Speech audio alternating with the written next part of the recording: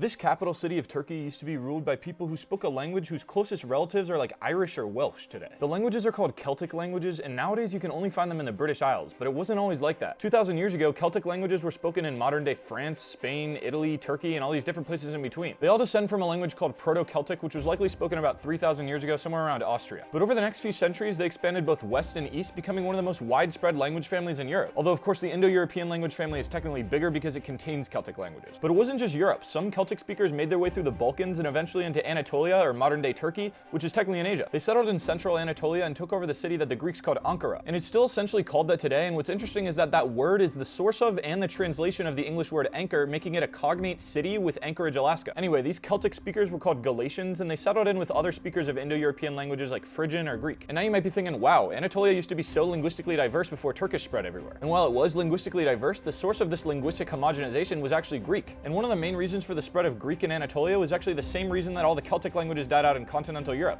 the Romans. Just like Iberian Celtic languages and Gaulish were replaced by Latin in the west, Galatian was replaced by Greek in the east. And this happened to other language families there as well, like Phrygian and Anatolian. Greek was the language of culture in the political sphere, so eventually everybody in Anatolia adopted it. And so by the time of the arrival of Turkish hundreds of years later, the last Celtic speakers were long gone. And nowadays they're only survived by their insular cousins way up in the British Isles.